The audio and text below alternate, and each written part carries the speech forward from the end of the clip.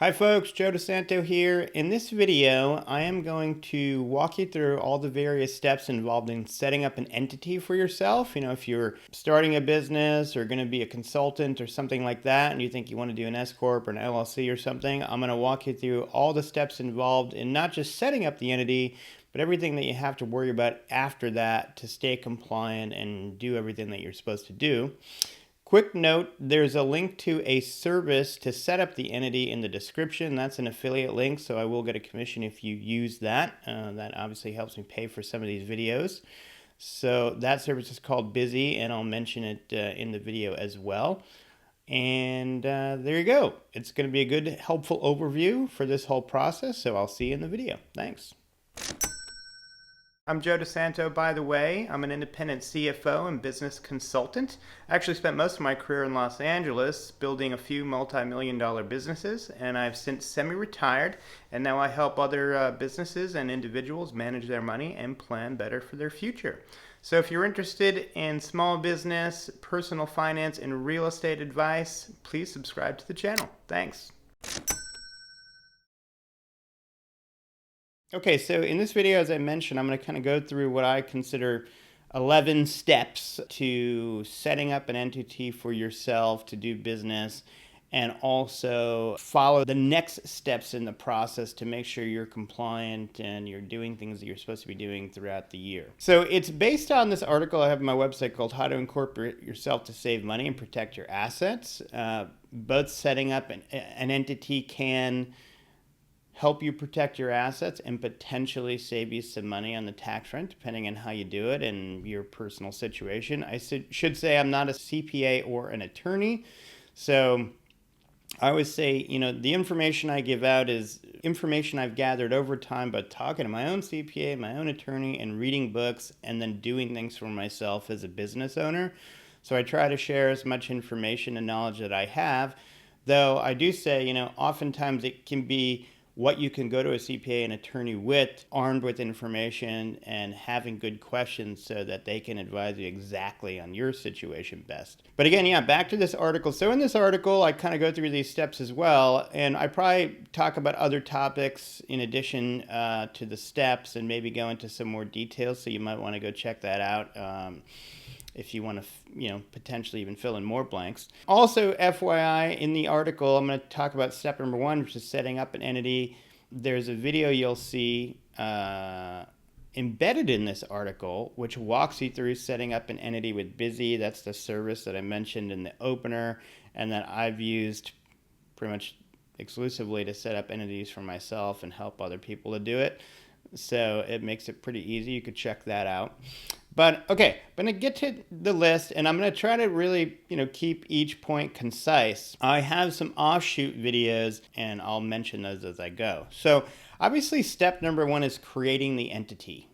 And that, honestly, is a process that essentially you're going through with the Secretary of State of the state you're creating the entity in.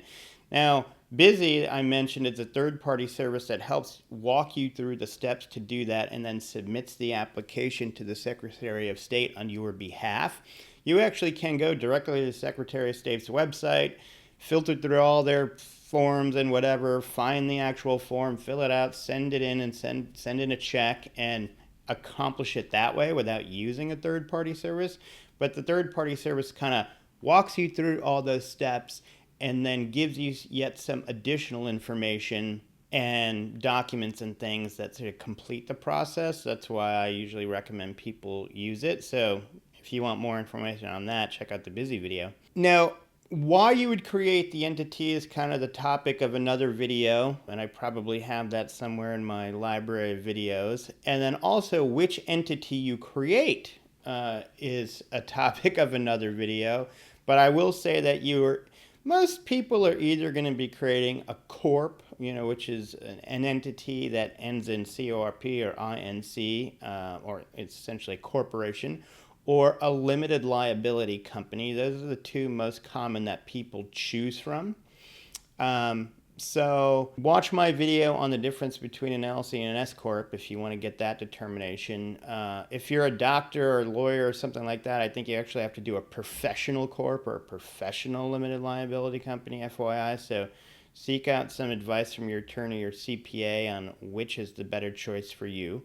But that's step number one. We create the entity with the Secretary of State and get it off the ground. Now, there is, for both a corp and an LLC, you're going to have to make a determination of how you want the tax classification to be. That is one of the next steps that I'm going to mention.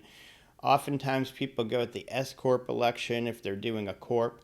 You can also do an S Corp election for an LLC. Again, it's a bit confusing, and you can check out my other video for that content. Now, after you create the entity, whether you use a service like Bizee or just go do it on the Secretary of State website, once it's opened, you're going to get something called the Articles of Incorporation, or something to that effect. Each state names it, slightly different. Articles of Incorporation, I think California uses that term. Also, I'm in Florida. I think Florida uses that term. But sometimes they call it Articles of Organization, blah, blah, blah. When you set up the entity, also for S Corps, some of the standard paperwork that you have to have along with your entity that you either can get from a place like Bizee or from an attorney. For the S Corp, you're going to have, or a corporation, you're going to have your corporate bylaws. And for your LLC, you're going to have an operating agreement. This is a document that essentially establishes like the rules of engagement that you set out for your entity. Now, if it's just you, it's pretty simple, and you can often get away with a boilerplate thing that something like Bizee would provide because, you set the rules, it's just you. What are you going to cheat yourself? No. But, if you had partners or something like that, in these documents is where you would basically state all the things you and your partners agreed upon of how the company would work, who would do what the shares are, and all that sort of stuff in those documents. So you're going to end up, with your articles of organization or corporation, and then you will have provided your own, operating agreement for the entity. Okay, so the second step in the process is getting a tax ID from the IRS. So the tax ID is like the social security number for your entity, and it's pretty much going to be used as the primary identifying number for most things, including if you end up with employees and that, you have to, have a tax ID for that purpose. However, I will say that there are other tax IDs in addition to this basic federal tax ID that are used for different things. Like, if depending what state you're in, you would go to the state to get an employer tax ID number that would facilitate taxes for your payroll. If you do a business that requires sales tax, you would go get a sales tax ID number so that when you, remit your sales taxes, it gets credited to the appropriate company through that number. So you might end up getting more than one, tax-related number, but the primary initial one you're going to need is the federal tax ID, sometimes called the employer identification number from the IRS. You can actually do that yourself through the IRS website. There's actually a link here in my article. Or that is something you could choose to have the third-party service help you get. When I set up an entity, I pay for that service to make it easier. They'll go fetch the tax ID for you and then provide it for you once they get it. So that's step number 2. Now, after you do that, depending what you want your tax classification to be of the entity, you are going to establish that. Now, as I said, many people I work with do S Corps, and you can do an S Corp tax election for both a corporation and an LLC now, which makes the process of choosing between these entities yet even more confusing. Again, you can look at my difference between Corp and LLC video. But if you're going to get the S Corp election, at this point, you would want to file your Form 2553 to establish that tax election. And you're going to need your federal tax ID in order to do that. Again, link here to the IRS website. You can do that yourself, but again, you can pay the service you're using to file that for you if you like. Bizee offers that as an option, for example. You can also have your CPA do that. If you're working with a CPA and you're starting an entity, you probably want to let them know, and you can ask them to do the S Corp election for you as well. You're supposed to do the S Corp election within a certain time frame. I think it's 90 days from opening the entity, something like that. Though I will say that my CPA, I know, has helped other people get that S Corp election later than that. It's called a late, election. So it is possible to do the election later if, you don't decide to do it in the beginning and then you change your mind. Okay, the next step here, number 4, is to understand what other licensing needs you may have for your entity. So some businesses and professions require, state and city-based licensing. Like if you're a general contractor, you have to have a license with the State Board of Contractors. You have to go take an exam and you have to prove, that when you build somebody's house, it's not going to fall down, right? So there are many professions that require licensing. And if yours is one of them, you're going to need to go seek that out. But not all of them do.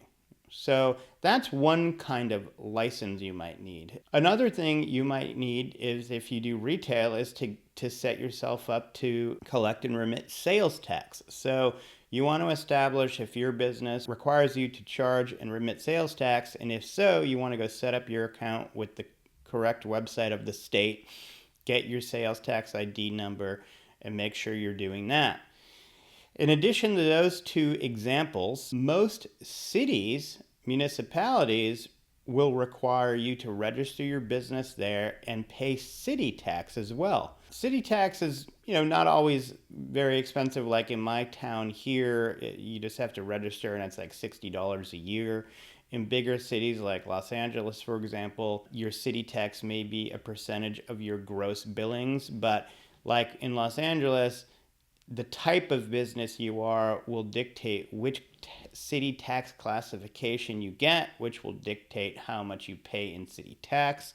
So you definitely want to go check out your city's website. Often the business tax requirements are listed there. So that's something you want to go look at and figure out if you need.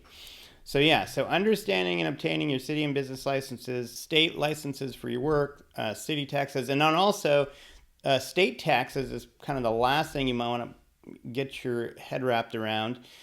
And this kind of crosses over a little bit with your year-end requirements. Like most states require you to file an annual report, which basically tells the state if there's any updated information related to your entity or its ownership or whatever. Usually you have to pay a fee with that annual report. Like here in Florida, it's $150. In California, the annual report fee is $25. Sometimes, though, the states will combine your annual report and your annual state tax, sometimes called an excise tax. So you definitely want to go look, check out your state annual reporting and state corporate or LLC tax requirements, and put that in your list of things to do for later. We'll probably cover that topic a little again in one of the later steps. Okay, so the next step would be setting up a bank account. You want to go set up a bank account for your entity. You don't want to try to do banking out of your personal bank account after you set this up. Couple reasons for this. One is to keep your business finances separate from your personal finances. That's a good thing from a tax perspective and an organization perspective, and is just a general requirement. However, also you're setting up the entity potentially to give you some liability protection, and if you don't treat the entity like the separate thing that it is, I give it its own bank account. If you were to get sued and you're operating the company using your own bank account, which honestly would be kind of hard because it's different names anyway, but just, for sake of argument, the person suing you, their legal team, possibly could more easily what's called pierce the corporate veil and circumvent the liability protection, because they say, hey, that's not really an entity, it's just them, blah, blah, blah. Look, they even use their personal bank account. They don't even treat it, they don't even, stick to the compliance. So you want to, keep things separate for those few reasons, and there probably are more. And when you talk to your attorney, maybe they could explain additional reasons. But those are a couple examples as to why you want to have a bank account, have a credit card, really establish the entity as a separate thing from you. So next one is signing up with a payroll service. So if you're doing an LLC that's not an S Corp, like say a single member LLC, or a partnership, There is no requirement for you as owners to do payroll for yourself because of the way a single member LLC and or LLC partnership, because of the tax treatment those two setups have. So some people look at that as a benefit, and it kind of is because it's less paperwork and so on. But there's some potential, downsides to that. So again, in another video for the explanation of that. But if you ended up going with a corp, a C corp, or an S corp, or an LLC with an S corp classification, you're going to have to do some annual payroll for yourself as the owner. The thing about this is it's not hard to do, but you're going to want to utilize a payroll service to do it because it makes running the paycheck and calculating the taxes much easier. You don't have to do payroll all year long, though. You can do it even once a year. But if you choose to only do it once a year, in that quarter, usually that's in December, you have payroll and you have to report that payroll through what's called a payroll tax return with the state. However, even in the other quarters, when you do zero payroll, you still have to file this quarterly payroll tax return. You would just be filing that you did zero payroll. Essentially, once you open a payroll account, with a state and get a payroll state tax ID number, you have to report these quarterly filings. The payroll service helps you do that. So I always recommend to everybody, even if you're going to run payroll once a year, get a payroll service. I should say, before I say this is also an affiliate link that's in the description. If you use the link, I will get a commission. The company I use is Gusto. That's what I recommend to everybody. It's easy to use, one of the least expensive. And you sign yourself up, you run your own payroll, and you pay every month. It depends on how many employees you have. Currently, the price for Gusto is about $50 a month, and it will file those quarterly tax returns for you. And then when you do your payroll, it helps you facilitate doing the payroll. So I wouldn't go without a payroll tax service. Some CPAs will do it for you as a service, and they charge you, of course, too. But mine doesn't anymore. They said it's too much hassle and forced everyone to get their own payroll services. So that step there, number 6, is potentially optional if you got the LLC with no S Corp election. But if you have an S Corp, C Corp, or an LLC with an S Corp election, you're going to need to do payroll. All right, next step, number 7. Now, this is optional, but I put it in here because I think it's something everybody should look at, is opening up some kind of retirement account related to the business. Now, if the business is just you or you and a spouse and you're not going to have any employees, you can go with a solo 401k, which I would recommend. The other most common option is a SEP IRA. They are similar retirement vehicles with similar capacity for tax deferment, but they're different in the way they calculate how much you can put in. Now, more detail on that topic for another video. I'm going to make a video about the difference between a SEP IRA and a 401k. But the SEP IRA is one such that if you have employees, you can have. If you have employees other than yourself and a spouse, you can't have the solo 401k. So I want you to investigate these. They're not different in, the most basic senses of having just a personal IRA or something like that. The big difference is the amount of money you can put into them in a year and the amount of tax deferment you can get. So they can be really helpful tax planning tools. And now that you're a business owner, you're going to have more tax planning opportunities available to you through deductions and something like a solo 401k and so on. So that is something to look into and possibly open up. Okay, number 8. Understanding and handling your corporate requirements. So another difference here between the corp and the LLC. The LLC doesn't have annual requirements like a shareholder meeting and meeting minutes and things like that. So a lot of people find the LLC to be better and easier because it's less paperwork. But again, it's got some downsides too. Again, I'm not going to go into all the details. But if you have a corporation, if you do a corp, you're going to have to do an annual shareholder meeting and meeting minutes of that. shareholder meeting. Now you might be saying, hey, but I'm the only owner. Do I have to do that? And the answer is yes. You have to meet with yourself and talk about any pertinent business and take minutes of that meeting. Now, if you meet with yourself and say, hey, we have nothing to talk about, all is good, that's the end of it. And no one's coming around and checking your, meeting minutes folder every year. But to stay in compliance, you're going to need to do these annual shareholder meeting and meeting minutes. Additionally, the annual requirement, and sort of jumping back to where I was a little bit earlier, both corps and LLCs, depending on the state, have to do either an annual or biannual statement of information. And again, it's called something different in each state. In California, it's called a statement of information. But it's basically an annual requirement where you go in and you basically say, hey, nothing's changed with the ownership, or hey, we have new members or new shareholders or new director or whatever. You send that information to the state so they stay updated on your entity, and you usually pay a fee. Some states combine that process with a minimum required tax for your entity. Some require you to do both separately. In Florida, there is no minimum state required tax, but the annual fee is $150, and you kind of do both in one. You're essentially paying $150 and you're submitting your information, and that's that. And in California, the statement of information is $25. For corps, you do it every year. For LLCs, you do it every other year. But separately and additionally, each entity has a minimum state tax that's either a flat fee or calculated in different ways for corps and LLCs.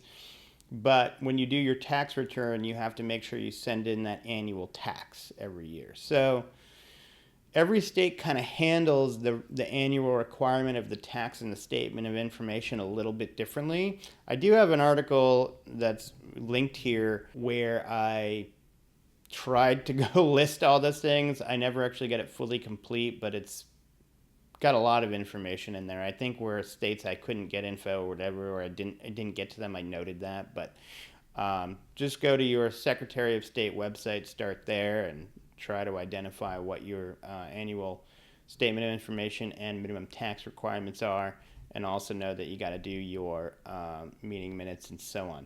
There's another service that I've been investigating lately for the annual meeting minutes. Now, I don't know if they have an affiliate program, so the link is not an affiliate yet. It might be if I decide to use them and I like it and I want to recommend it. So I'm giving that disclaimer here just in case. The name of the company is eMinutes.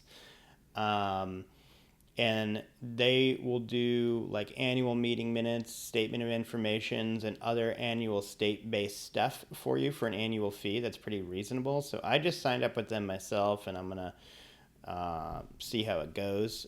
But if I end up liking it, I'll probably come back to this video and put a link in there. It may or may not be an affiliate link. I don't know if they have an affiliate program, but if they do, why not? So step number 9 is you got to do bookkeeping for your business. I mean, well, when I say that, I think you have to do it. Technically, you don't have to. It's your business. And if you don't want to know how well it's doing financially, I guess that's, your business. Your business. But I will say, you do have to deal with your taxes at the end of the year. So doing bookkeeping at the very least will make that process easier. But you need to do bookkeeping to know how well your business is doing, what's working in it, what's not working in it, and also to make getting your taxes done easier and more audit proof and all that kind of stuff. So depending on what kind of business you have, I might recommend 2 things. I'll put links in there for these. Again, they're affiliate links, I'm sure. I'm trying to remember now. I'm sure they are. So I'll get a commission if you use them. One option is Quicken. Quicken combines business and personal finances in one app, which is cool. And I think it can work well for just a single owner consulting corp, like I have for myself. And it's great because, again, you can have all your personal and business stuff in one place and just make life easier. If you have a bigger business and one that has employees, or you have a partner in your business, I would at that point recommend going to use just something that's strictly for business, like a QuickBooks. I use QuickBooks for a lot of my business clients, so I either am working in Quicken or QuickBooks. Some of my clients had FreshBooks. I've never actually used FreshBooks myself. I'm sure it's not all that dissimilar from QuickBooks, but QuickBooks is pretty industry standard, and QuickBooks Online is pretty great, so I recommend that. Quicken is a lot cheaper, so if it's just you and Consulting Corp or whatever, maybe try Quicken at the beginning. Obviously, I got some other links in here to other articles I have. Okay, number 10, create a business website for yourself. So, this again isn't required, but you want to establish your business as, a real independent, separate thing. So it having a website for itself, I think it's, and a domain for the business, and you have a business email, I think that's important. It doesn't have to be a complicated website. It could be a Squarespace thing, something simple that even just has contact information or whatever. I will say that if you're an independent contractor, like, just an independent person kind of working as a consultant, maybe you're a graphic designer or director or whatever, in some states, particularly in California, it's gotten, more strict about companies being able to hire you and pay you as an independent contractor. And there's some criteria around that. And some of meeting that criteria is proving that you are an independent company that works for multiple clients. And also some of the rules around that is, payroll tax related things. So this is why people often choose S Corp, because S Corps are required to do payroll for the owners. They're also required to have workers' comp insurance. So if your goal is to not be treated as, you're a freelancer, but you don't want to be treated as a W-2 employee, having an entity can help you with that. An S Corp seems to help people more than anything because of some of the reasons I mentioned, and having a website listing all the different clients that you work for and showing that you truly are an independent business is important. So that's another reason to make sure you do a website. So that's number 10. Okay, and number 11, I'm going to make talking about workers' comp insurance. So if you do an S Corp, and you are the owner and you have to do some payroll for yourself, some states will require you to have workers' compensation insurance, even if it's just you as an owner. Like California is one of those states, for example. However, I will say, using California as an example, because I'm familiar with it, you can make the workers' comp insurance less expensive by getting the insurance, but saying that you as the owner don't need to be covered. So you're the one employee and you basically are electing yourself not to be covered by the policy. You can do that as the owner and say, hey, I'm taking on the risk myself. But they still want you to have workers' comp insurance because you might hire independent contractors, you might end up hiring employees or whatever. And if you do, they want you to have the insurance in place for that purpose. So some states require you to do that even if you're a single, owner business. Some don't. So you're going to have to check with your state on which it is. And if you're going out as a freelancer and you don't want to be treated as a W-2 employee, having an entity, having a website, proving that you're an independent business, and having your own workers' compensation insurance is usually a minimum requirement of the hiring company so that they can meet the requirements. Those aren't the only requirements, but for that topic, but it is one of them. So look into workers' comp insurance and also other insurances that you might want to have to cover yourself. There's professional liability, which might cover you from, doing something wrong with a client accidentally. If you're going to work as an independent contractor, an independent business, a lot of the hiring companies will want you to have general liability coverage. Because even if you work at home, something could happen on your property, and if you're working on their business activity while that happens, they want to know that they're covered. So oftentimes a hiring company